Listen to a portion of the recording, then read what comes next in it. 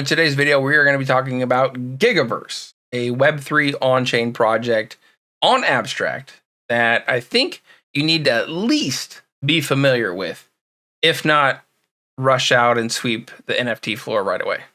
So before we jump into the alpha, let's take a look at the game itself. Now, Gigaverse released this as an early access for people who went ahead and minted their ROM NFTs last week or the week before. Gameplay right now is somewhat rudimentary. There's a bit of a tic-tac-toe battle system. So NPCs spawn, and you have to choose strategically if you're going to strike, block, or cast a spell. There's a certain amount of shield and health that you both have in the upper section of the screen here. And your goal is to beat them. And if you can, then they die, rip. But then they also go ahead and they drop a little bit of scrap. And then you can use that scrap to level up your character, making you more formidable as you face more and more characters as you play. Start by looking at some of the financial aspects of Gigaverse, right? So first thing first, they have the Good Luck Have Fun NFT collection. This was minted in January 2024. Current floor price is around $350. Now, what's interesting is this is actually a deflationary collection. So I'll talk about exactly what that means here in a second. But some of the rewards or value for owning these. You were airdropped ROMs 1-to-1 with a higher potential to get one of a good rarity. You get access to exclusive whitelists reserved for Good Luck Have Fun NFT owners. And then your NFT is part of an auctioneer system where they're swept and burnt. Okay. So ROMs was a mint that they had 2 weeks ago, I believe. One of the first mints on Abstract that went tremendously successful. In all angles that you can look at it, I think it was a smashing success. So the mint price was around $150 each. 10,000 NFTs sold out in 10 minutes, generated over $1 million in revenue. And not only that, but for the most part, they're over floor price. So silvers are 0.03, voids 0.2, gold 0.07, and if you're lucky enough to get a giga, you're almost full ETH at 0.73. And then these were used as early access tickets to play the Gigaverse game and get a jump start. Now, these ROMs also do a couple other things. So they give you daily material claims as you're playing that you can use to level up your character, as well as energy boosts. So energy boosts are required to battle or to level up. So owning these allows you to do that. Now, I've been told owning both a Good Luck Have Funner and ROM is the way to go. They weren't specific as to why, but I'm going to trust them on that one. Now, we talked about the deflationary mechanism. So there's an auctioneer. And every couple of days, the auctioneer releases a brand new one-of-one special character that comes with perks that none of the other NFTs have. So some are tied to special rewards tied to Abstract. Some, if you buy it, you get a refund on how much you spent. Some of it, you get a percentage of all future purchases of one-of-ones, up to a certain amount.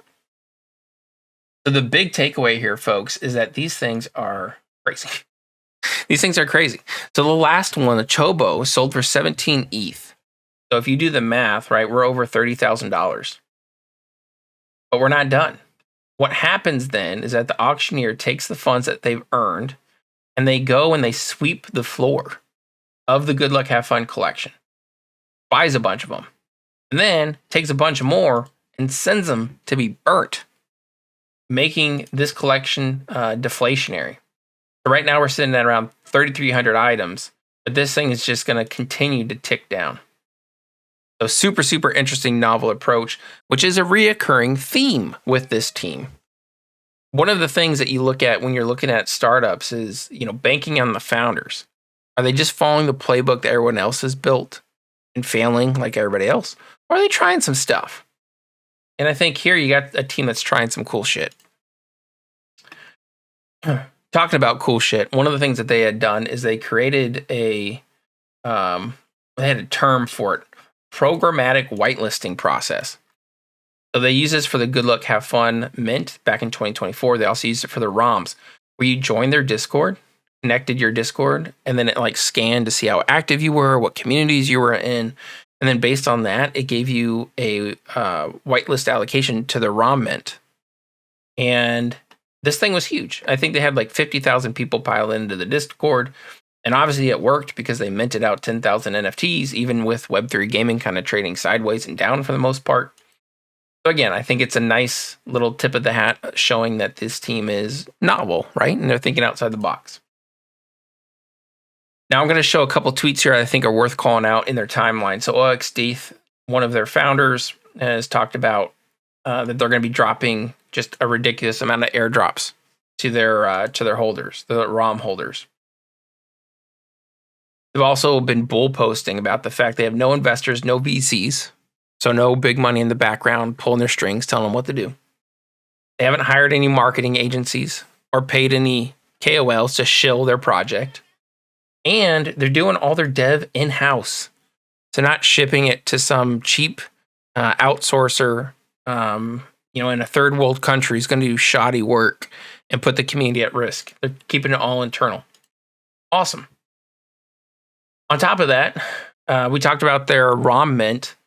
OXDeth had this post showing around 8,000 unique visitors bridged funds to Abstract an hour before the ROM Mint went live, showing their team's ability to capture the social timeline, generate FOMO and excitement and interest enough to make people take that action.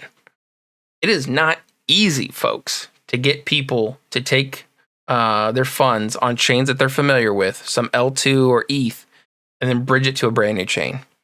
But they were able to do that. And I think that is more than commendable. We touched on this already. They minted out in under 10 minutes. Now, OXDeth himself, he's part of the business development operation at Pirate Nation. I think with that, there's a couple of things you want to think about. Pirate Nation itself, right? It was rated as the best browser game and the best on-chain game by Game 3. So definitely have a bit of pedigree there. Furthermore, I know Pirate Nation has a huge whale community, and being able to tap into that player liquidity, so those players, as well as their capital, I think is just a huge, huge strategic advantage for their team. And then the confidence. So going into the ROM Mint, I'm not going to sugarcoat it. The market was looking rough. And, some teams may push these big milestones like their TGE or their NFT mint because they're afraid of not doing well in the face of a bad market. And OXDeth just had this bull post. He was like, yeah, market conditions are bad. I guess I shouldn't do anything. Scratch that. We're still going forward. We're still shipping. And I think, again, banking on cool founders in the space has proven a successful strategy. And they're definitely cool in my book. Now, I'm also highlighting Garnish here. I don't know Garnish either personally, but I was told in the Discord he's the dev of Play Gigaverse. I'll have the link in the description if you want to follow this cat as well. And then I think putting a bow on it, right? So a lot of folks are trying to figure out how to get XP and grind Abstract right now, because in doing so, you're probably looking at an Abstract token airdrop at some point. With Gigaverse on Abstract, it was just announced, I believe today or yesterday, that you're going to be getting an Abstract badge by playing Gigaverse. So, you're getting some multiple opportunities there when it comes to the Abstract airdrop. So anyhow, a lot to unpack, but I am bullish on Gigaverse. Super, super cool. And there you have it. That is Gigaverse.